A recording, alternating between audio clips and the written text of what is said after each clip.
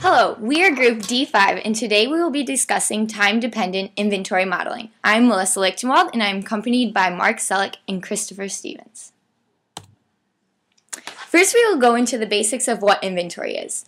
Inventory is a stock of any item or resource used in an organization. This may include the raw materials or components that have yet to be worked on, the materials that are currently being worked on, and are anywhere in the process from being a raw material to a finished good, and then the finished products that could be waiting to be shipped out or include the safety stock of items that an organization might want to keep on site.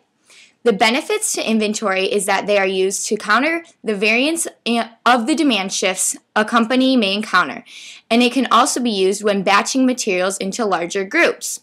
The disadvantages to inventory is that it is costly and the goods being stored could be perishable. Therefore, the inventory may go to waste. When looking into the economic order quantity model, there are multiple inputs including demand, setup, order cost, and the holding cost, where the output to the EOQ model is the lot or production size. This model is used to balance the holding cost compared to the fixed cost to determine the optimal size to order or produce a product at. The assumptions of the EOQ model are that there is a deterministic demand, the organization is only producing a single product, there is no lead time, and there is sufficient capacity. This shows that there is a very large limit on the EOQ model in reality because these assumptions are not very realistic to real-world situations. Variance has a very large effect on the EOQ model. The stochastic demand and lead time due to transportation and seasonality are some examples that lead to a very large and random variance of inventory wanted or needing to be produced at one time. This model itself is focusing on the between-month variance. The counter with the extra inventory is the safety stock, which is implemented to avoid the variance that occurs, where here we can focus on between-period variance. I will now turn it over to Mark. Here is a simple graphical representation of the cost of overestimating or underestimating the demand. The dotted line represents the service level. This line can be shifted along the x-axis in any direction, but as you do this, there will be a distinct trade-off between the cost of overestimating and the cost of underestimating the demand. This trade-off is discussed further in the news vendor problem.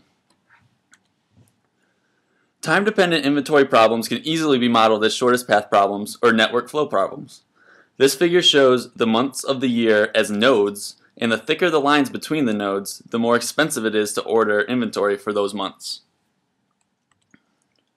This slide shows the trade-off between ordering for 1 month as opposed to ordering for multiple months at a time.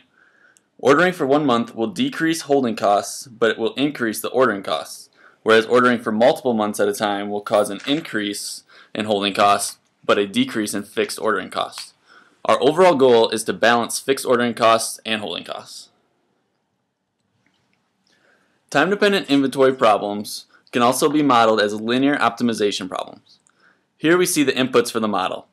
P, Cij, and Aijk are defined here on this slide. I'm not going to go into detail on each one, but feel free to look these over.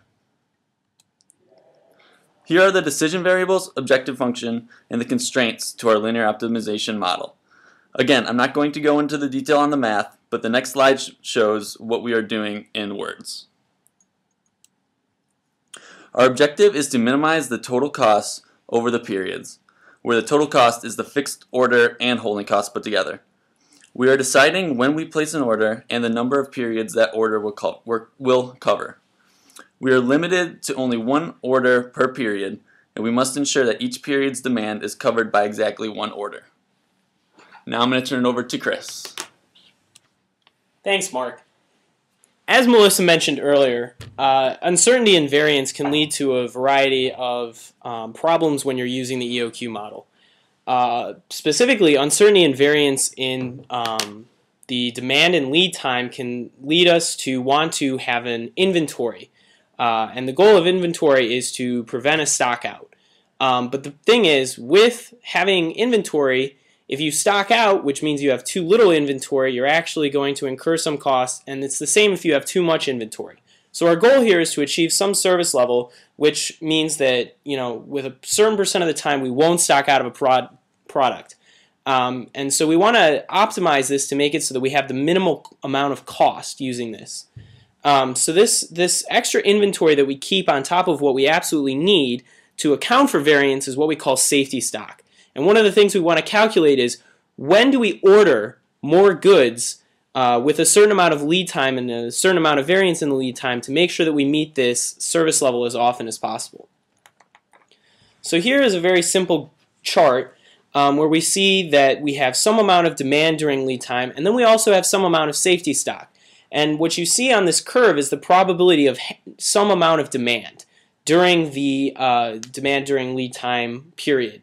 So as you can see, we hold safety stock to get that red line out as far as possible, so that we're optimally minimizing the amount that we stock out, but we're also not holding so much inventory that it's costing us way too much money. So the two things that we want to calculate are the demand and variance during lead time.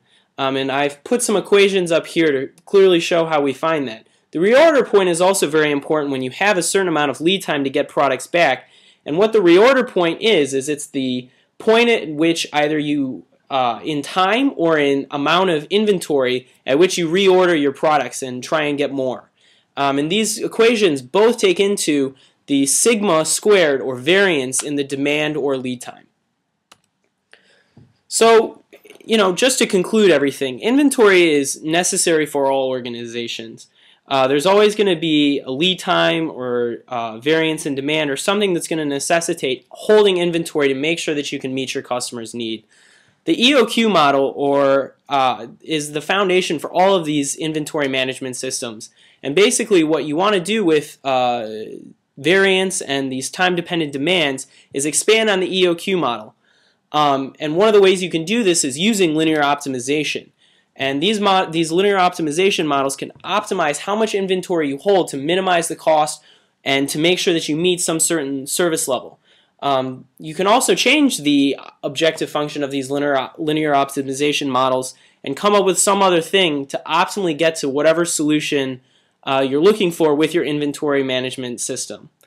Thank you for your time. We're, again, Group D5, and we've also included some references just to let you know where we got some of our data, and we thank you for your time.